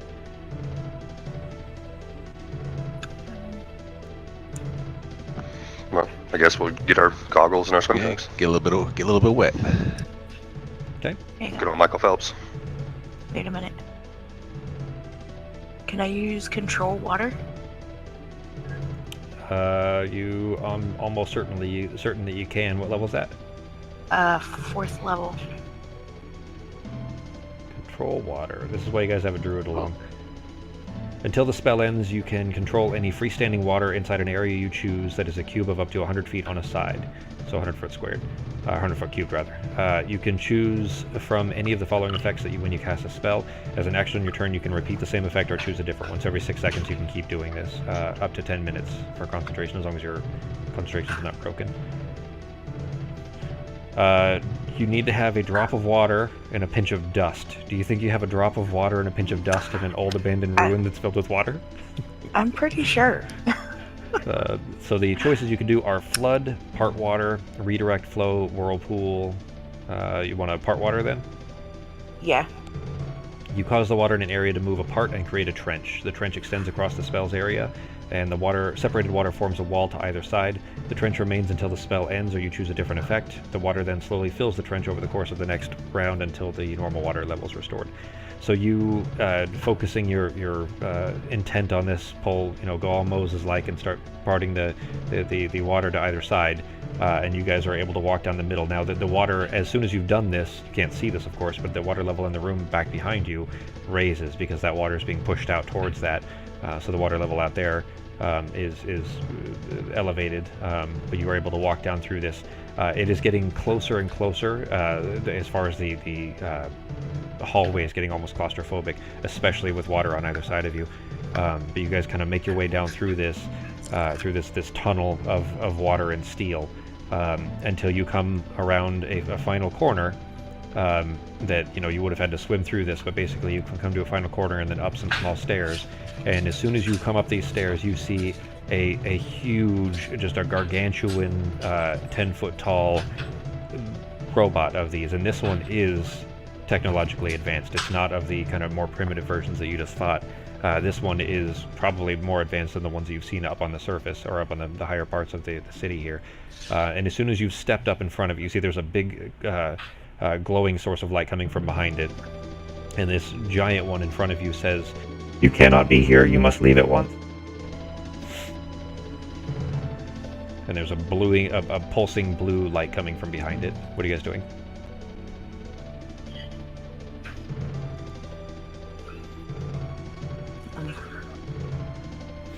Not friendly, I assume. It doesn't... roll an insight check. Did you say something, G? Yeah, is that better? I might have been muted. Yeah, you were muted. Okay. Okay, so I'm guessing he's not in the mood to talk. Well, with that insight roll, let's say that he's tough to read.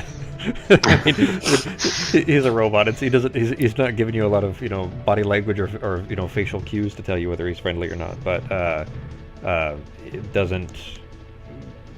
Is not making a threatening gesture. Just telling you you cannot be here and you have to leave. What if we told him that Tenno sent us? T3NO.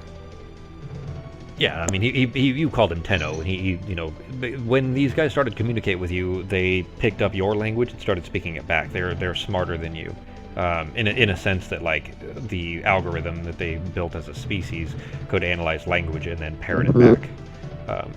Basically, as you guys spoke to it, it learned your language and then spoke it back to you. So they've been speaking to you in your own language this whole time, in Vindian Common. That was cool, by the way, G. That I appreciated that you understood what Vindian was and that you replied by saying that. That was actually kind of cool. I was proud of that, I suppose. I mean, it could have been something, a throwaway thing that you didn't pay attention to, but anyway. So, which I mean, wouldn't. Never mind. It wouldn't technically be true for Ketis, but it doesn't really matter. Only because he's from. He believes he was from, from Mist, from Vindian, or from. Yeah, Vindy, well, he's not technically, but yeah. But anyway, so it doesn't. It's not moving. It's not responding too much beyond that. Just that it said you cannot be here. You must leave at once. So what are you guys doing?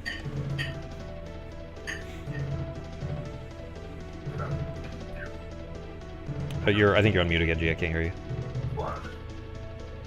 But I can't hear you over there with my headphones on. What?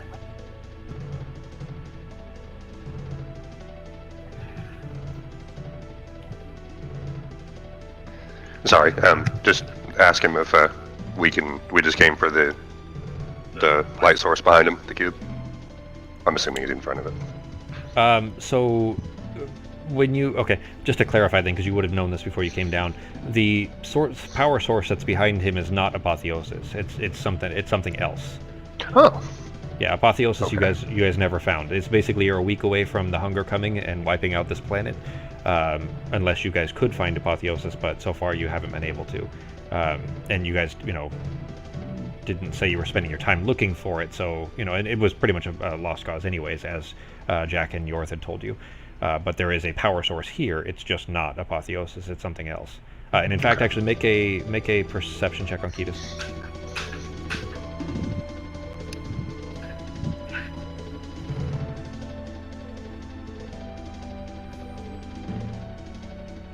That's the right one. Oh, sorry. No, that's not right. I meant to respond to the Tenno thing, Sokko. We'll get to that in a second.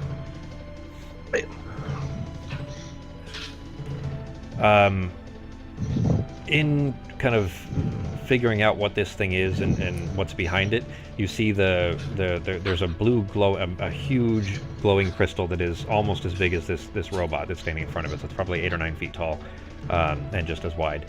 Just a very, very large crystal that is behind it. It is similar in what looks like kind of the style of it to the ones that are in the chests of these things, and you specifically inside of it. Nobody else is seeing this, but Ketis, inside of it, you are seeing faces, kind of the faces and shapes swirling around inside of the crystal behind this robot. Specifically, Peter, when you mentioned Tenno, though, it says, "We recognize Tenno and we know who you are, but you cannot be here. You must leave at once."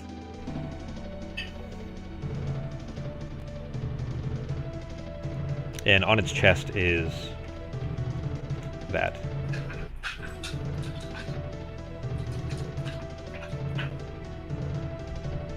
Where the name tags, essentially, well, not name tags exactly, but where you've come to call certain robots by their names. That's the name that's on this one.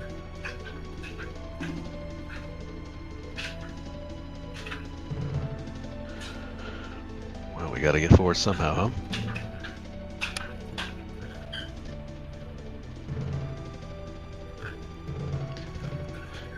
What do you think, guys? Inform him that all his base should belong to us, or what? Yeah. Sounds good. Well, I mean, elaborate a little bit. What do you, like, inform him what, of, like, the hunger, or what? Yeah, we should probably just quickly educate him and let him know that something very bad is coming, and we're here to help everyone. Yeah, and, yeah, we're gonna need assistance. Yeah. Okay.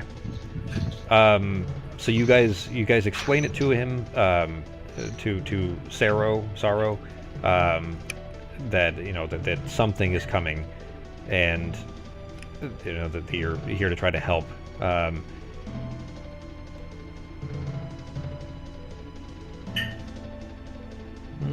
He's okay. It replies, tell me, guys, if this is too hard to understand. If the robotic sound, like you're hearing the robot voice, right? Not right now, but Yeah. when I pressed it. Okay.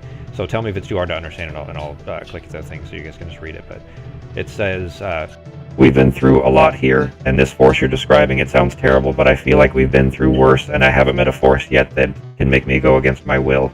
So if the other option is absolute destruction of myself and my people, I refuse destruction, and I refuse to be consumed.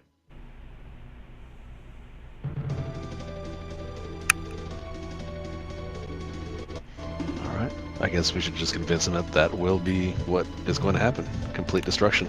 Make a persuasion roll.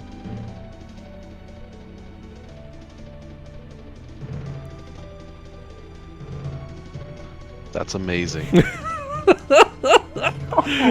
At least Peter and Navarro are taking all the shit rolls today, because Ketis is like, he sent me a text. Ben sent me a text earlier today about like his luck better turn around soon in nerd poker, because he's getting all these ones, and like Ketis is always the punching bag and that kind of stuff.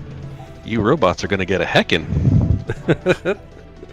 That's some good persuasion right there. So as you guys are trying to discuss this, though, Yorith has been kind of sending some of the information back with your guys' your stones of far, or you guys have essentially the stones of far speech here as well, to the crew, back to the people on the ship, for short range communication. It's only for shorter range. I told you guys that in the first session. I think you just haven't need to use it since, but you hear. She's apparently filled him in on what's going on here, and you hear Drew pipe up over the thing. He says, guys, can you step away from the robot for a minute? We need to have a talk. Okay. All right. Okay. All right, so you guys step away, and Captain Drew, over the thing, he says, guys, we've got a problem here. We all saw what happened when the hunger swallowed the first planet that we visited. Those cave freaks, they were absorbed into the hunger, and they made it grow and made it stronger. If we allow the hunger to eat this planet as well, to eat this crystal, look, we need to destroy it. I know it's awful. I know I'm sorry, but we have to make these people pass on, or else we risk the hunger growing even more powerful by eating this technology that this planet possesses.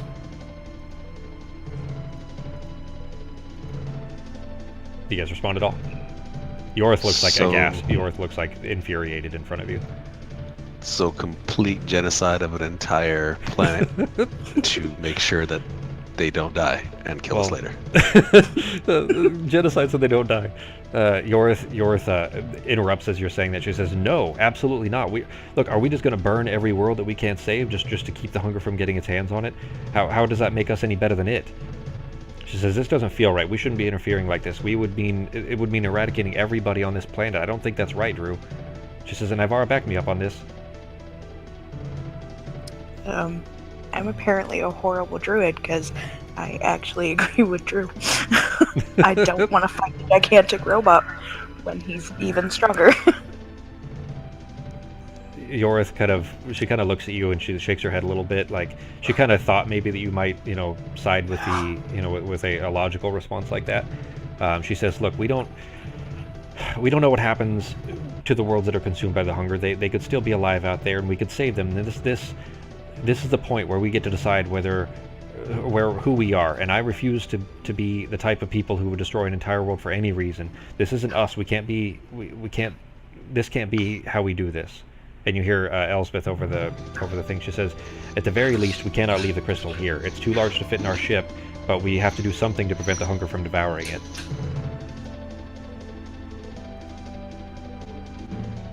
What do you guys do? Say anything? Technically, how large is this crystal? It's 8 feet tall and about 8 feet wide, 8 or 9 feet tall, and basically it's a giant chunk. Like, you wouldn't even be able to get it through. Remember, the hallways and everything to get out of here are not big enough for you to be able to take it out. Does anybody have something that can shrink it? I was going to say dismantle part of it, take it, some of it with us and store the rest. That's what I'm looking for, but I don't think I have anything. I can teleport people, I can't teleport items, so 7 of those souls can come with us. Yora says, look, you guys do what you want. I'm not going to burn a whole world. I'm not going to destroy a whole world, Nivara. I don't care if our enemy gets 100 times stronger as a result of it. I'm not going to be the one that pulls the trigger on an entire civilization. I won't do it, Ellie. I won't do it. It's the last time you're coming with us on a drop. Yeah, you quit your crime. You get to this genocide. Hitler was cool with it. Why can't you be? She just flips you off, Peter. It's okay, I'm deaf, I can't hear it. Yeah, that's true. Well, thankfully a minute's passed by now, but yeah. I'm flipping through my spellbook here. As you guys are trying to figure out a plan, Elspeth speaks up over the thing after Nivara just kind of chastised her and Nivara. After Yorith, rather, chastised her and Nivara, Elspeth speaks of the thing. She says, look, I know this isn't an easy decision either. How about we, leave it up to them? Why don't we just let them decide how they want to handle this? Can't hurt to ask. Okay. So you guys go back in and tell Sorrow then? Yeah. Yeah. Make a persuasion, all 3 of you, and we're going to use, because you're all 3 trying. Actually, tell you what we'll do is one of you get to do it with advantage. Who wants to try to convince it, and who's helping? I should keep my mouth shut after that. Yeah, I think maybe I should too. Alright, so maybe Ketis does the talking? I don't know, I'm doing alright, maybe. We'll try this time. Alright, So, roll persuasion with advantage? Yeah, persuasion with advantage, yeah. Okay. Yorith is trying to help you. There you go. Oh, that was Peter. Alright, well, your roll was good too, G. You rolled a 17 plus 5 for a 22. So, with advantage, you dropped a 9, actually, so wouldn't have been very good otherwise. You go in, you explain to Sorrow what's coming, and it doesn't have a face to give much response to show you whether it believes you or not, but it looks like it's taking it in, and it's remember, anytime you're speaking to these, they're this hive mind, kind of all of them understand it, all of them know what's happening, with the exception of the feral ones. And after a solid minute of not replying, it says, "How long do we have to make our decision?" What do we have, like a week left, you said? Based on, Yora tells you, yeah, I mean, if it follows the same cycle that it has for the previous 9 years, it should be here in about a week. That's what we'll tell them. About a week or so. Want to give him like a day? What do you guys think? Yeah, Yora says, I mean, if we tell them a week and then they decide 6 hours before the hunger shows up, that won't be enough time. Yeah. So it's 24 hours hunger? Yeah, 24.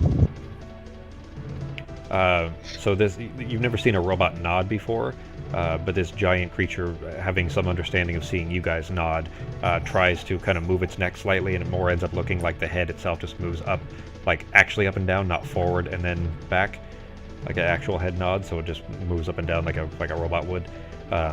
And it says, we will be powering down while we make this decision. The place could be dangerous. Be careful on your way back out.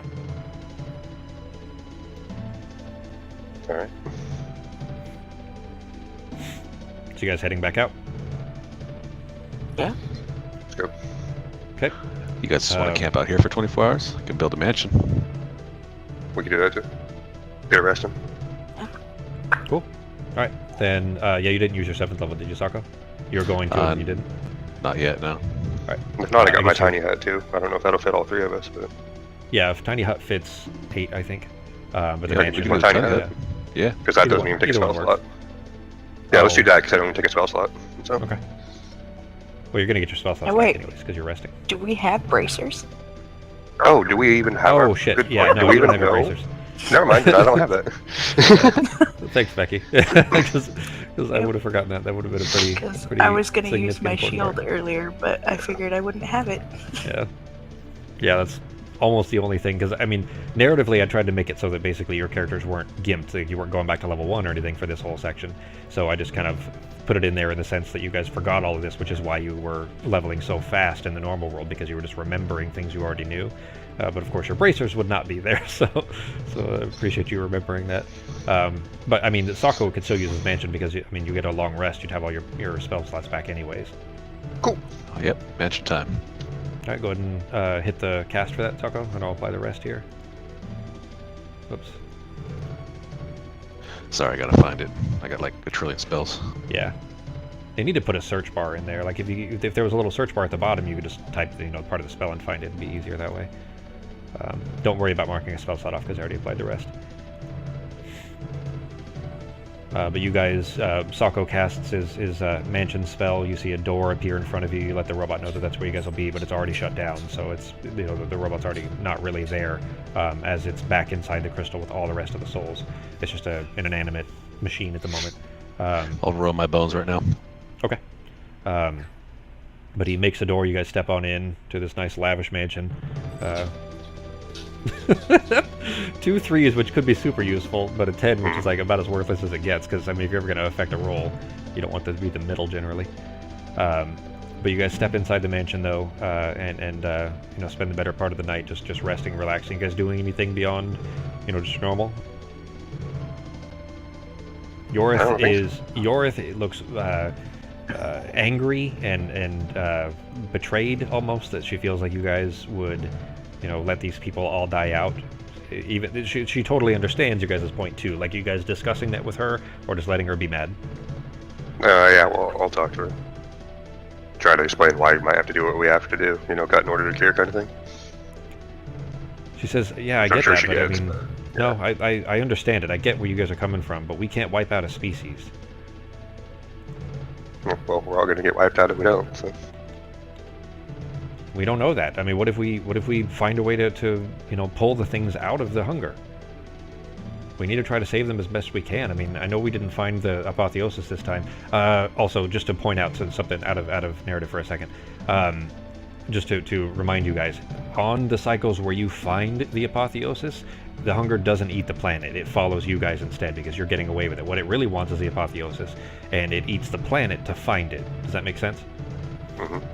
So apotheosis is on the planet. If you guys don't pick it up, then it eats the whole planet until it finds it, because once it consumes the whole planet, obviously it's in the planet somewhere, then it finds it. That's how it does it. But if you guys fly off with apotheosis, it goes after you. It doesn't eat the planet, which means that in this case where you did not find it, it would try to eat the planet and therefore would absorb the crystals and all the souls and the technology involved here.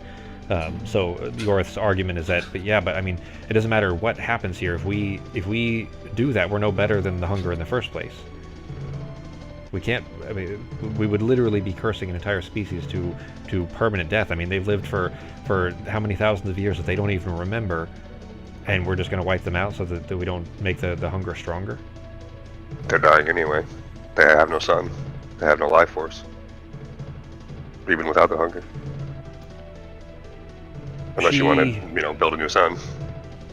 She kind of sets her jaw, in like a pissed off kind of a tone, and crosses her arms as she sits there. Like you get the impression that, in fact, roll an insight actually. Honey, I am just not very nice to your sisters. I've killed 2 of them, and now I'm sitting here fighting the other one. It's almost like we're married in the game, isn't it? Well, killing 2 of them, that happens in the future, but still. Yeah. Insight, you said? Yeah.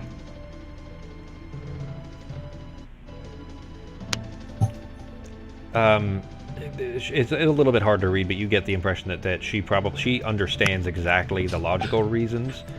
She's a very logical person anyways, but she cannot accept the emotional and even the kind of practical means of what it would mean to be wiping out a species. Yeah, well, that's why we need her along, so that way we're not everybody like me, that just not everything has to be logical all the time. So I see your point. Yeah, she appreciates what you're saying. She kind of nods and everything. She's not mad at you. She's not mad at Yorith, or mad at Nivara even. She's mad at the situation more than anything. But I would say the morning, but there is no morning here. There's not enough light. Like, basically, it's always like a perpetual twilight in this whole place, just because of the sun being so far away and so cold now. But the morning comes, and you guys step back out, and the robot is still inactive. but you do see the swirling inside of the crystal is very rapid. And before long, an hour or so there, Sorrow wakes back up again, and he tells you that many have decided to try and leave with you on the shoes, your ship, but many more have chosen to stay inside the remaining of our bodies here. We don't know how we can get this crystal moved to store these, so that's something that if you can successfully handle, we're willing to try. But we will face our doom with the hunger, as you call it, in our bodies. Alright, if we needed to, is there a way to destroy the crystal? Instead of just transporting it, if we have to? I've got a teleportation circle. It's only 10-foot diameter, though. Teleportation circle would work. You could get the crystal there. It's still huge. Like, it would end up taking up a lot of the ship. Like, Elsbeth tells you over the headset, like, it's not really feasible for us to bring that entire crystal, but I mean, if we can get part of it broken off, like, we don't really know how that works on the inside of it. And roll an Arcana check on Peter.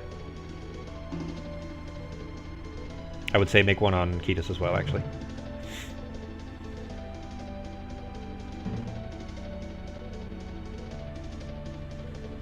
Yeah, both of you.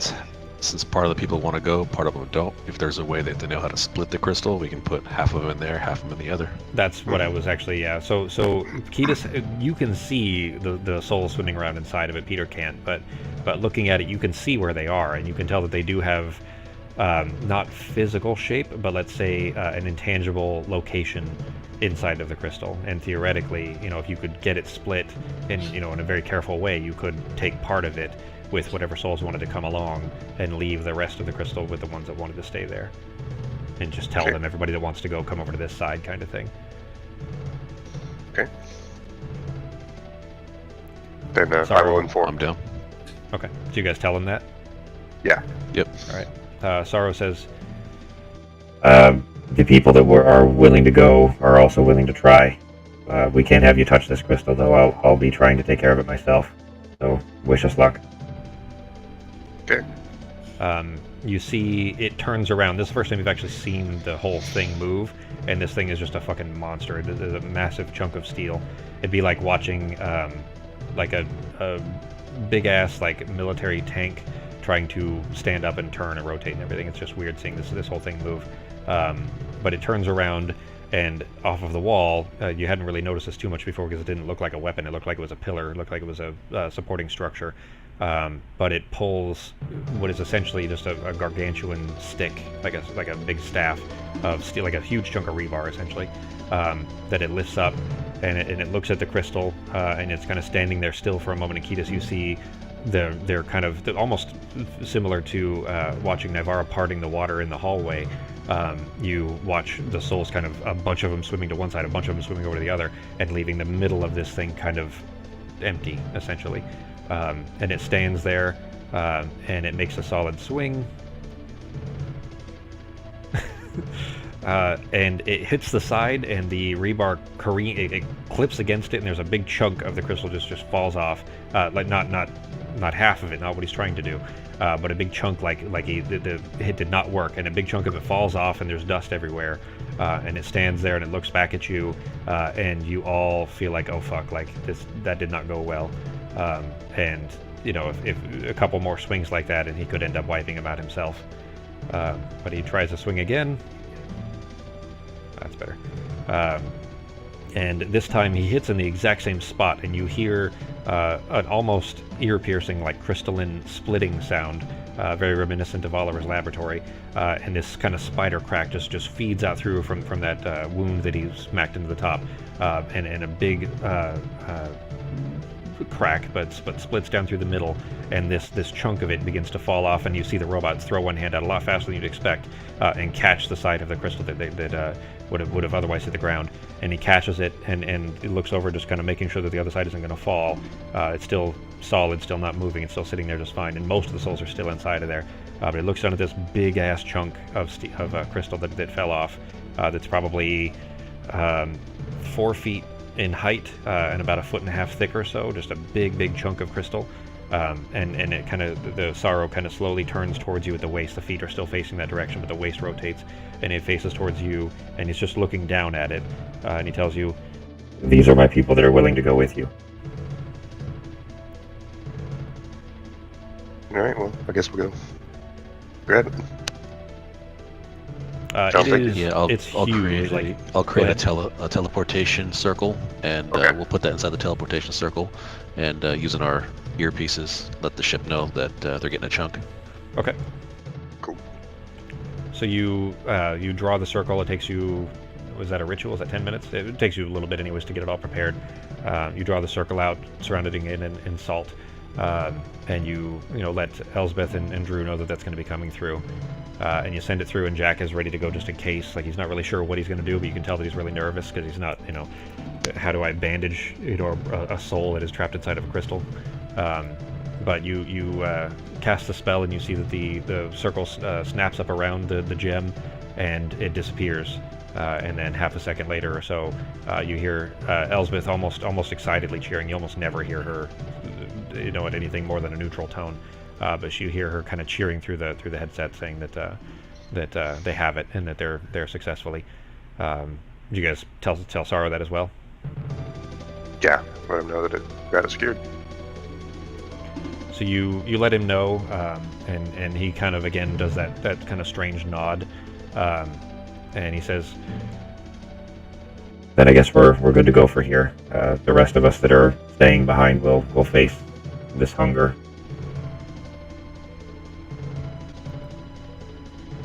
You guys heading back up? Unless we need to do anything else. I'm looking at Ketis and Navarre. Maybe we can solve our problem both ways.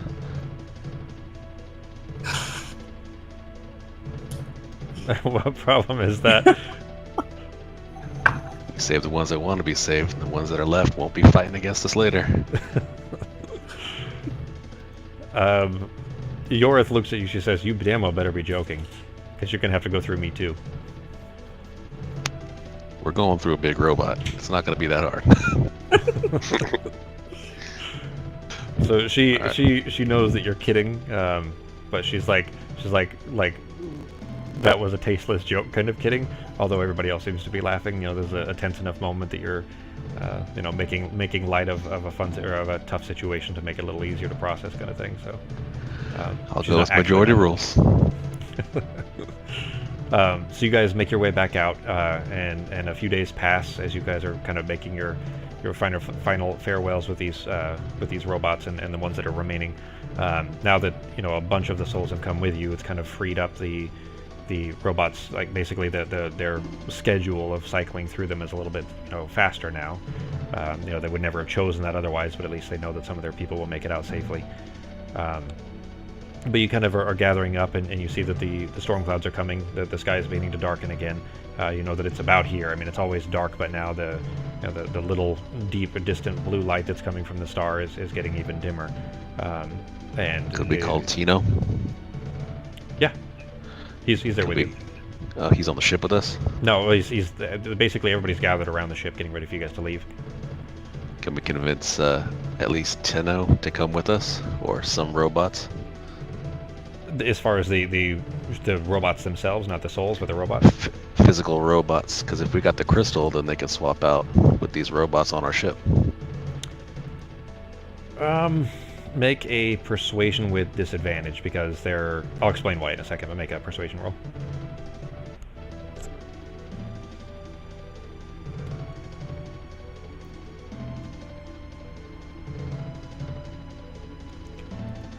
You ask him, and he replies by saying, "I appreciate the invitation, and as much as I would love to see worlds beyond this one, if I take even one of these frames out of the circulation here, there's tens of thousands of my countrymen, my family, that would never be able to make themselves live again." Very well. Basically, in that, if because there's only a couple hundred of these robots left, and 100,000 plus of the people that want to use these robots, so losing even one is pretty pretty hard on them. But basically, the time is coming. You know that the hunger's going to be here in a few more days. You guys doing anything else? Or you just getting ready to go? Maybe we should try to get the missiles back on the ship. Try that again. Yeah. You've got a few days, sure. So I would say all three of you make an intelligence roll again. And it's going to be it's not just one intelligence roll to be successful. Like, there's going to be multiple rolls to see whether you guys can pull this off. You just have to get through each one. Not with that. Oh, at least it's not a 1. That's going to be... I don't know if I should even bother with the average on that, because that's not going to be good either.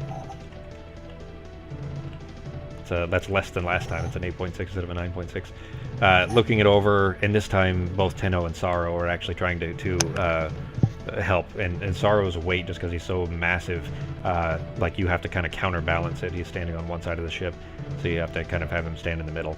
And looking it over, there's no similarity. There's not enough similarities between the styles of technology that you would use to be able to attach this thing in any meaningful way that if you fired it, it wouldn't just rip it right off the ship.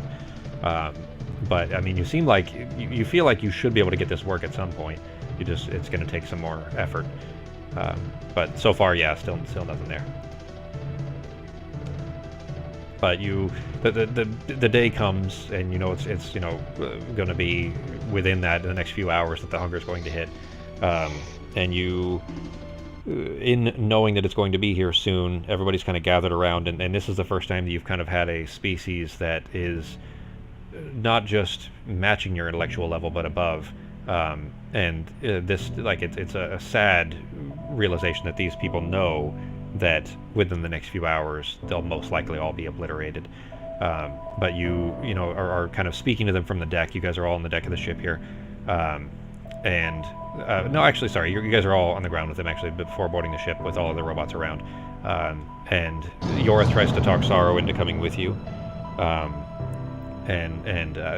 Similarly to the way that Peter tried to get Tenno to come. And Sorrow he replies saying, I can't leave my friends, my neighbors behind and unguarded. We'll find our way.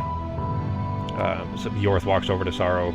She reaches her hands up and hands him a wand that she's created. And she says, listen, when they come, you light them the fuck up. And then she turns and kind of heads her way up onto the shoes. And so the 7 of you, are you guys doing anything else? Can we take one of their dogs with us? The robotic dogs? Tell you what, Tenno tells you... We have enough of these that are relatively incapacitated. You can have one of them without a crystal. Okay. So learn from it at least. Yeah. And to be honest, I mean, you guys have, with that chunk of crystal in there, if you guys figure out a way to do it, you potentially could even take a piece of that and put it into the robot and have it be functional. That might even give some of our people the means of moving around, even though it would be on 4 legs instead of 2. Cool. Alright, so you guys then bring yourselves a robot dog that is currently inanimate, but it has all the parts that you would require, basically, and especially with some arcano-mechanical work from Yorith, you could probably get it working. But so the hunger comes. It's about time. You know that it's going to be spilling out of the sky any second now, and so the 7 of you fly away. All 7 of you intact, having saved, kind of saved anyways, the sleeping forms of an unknown number of these survivors. And the robots, from their perspective on the ground, they watch you fly away as this dark kind of still storm begins to materialize overhead. And Sorrow looks on, kind of turns and looks at all of the other robots, and you're kind of watching this from the deck there. Just kind of nods and holds its staff defiantly. And as the storm intensifies, it looks like it's unshaken, because this is the first storm that it's lived through, and so he'll do what he'll always do, or done just countless times before, just thinks over friends and prays for the sunrise. And on board the ship, as Drew is expertly diving and dodging and dipping and ducking through these whirling dead black pillars, Yorith turns to the rest of you as you're flying away before you cross over that jelly barrier of time, and she says, listen, that stuff that I was saying down there, that wasn't just talk. I mean, believe that one of these times we're going to get it right, and we're going to find a way to defeat the hunger and save everybody inside of it. I have to believe that to keep doing what we do. And she starts kind of choking up, and she says, because I have to believe that I'm going to get those $15 back from Greg fucking Grimaldis. That is important. She says, but seriously though, we got kind of dark down there, and I know this journey's been hard, and it's only going to get harder, but we can't allow ourselves to get to that place again. To even think about destroying an entire world, we need to promise each other right now that we won't let one another get to that place never again. And Elspeth comes over and kind of nods at her and puts her hand on her shoulder.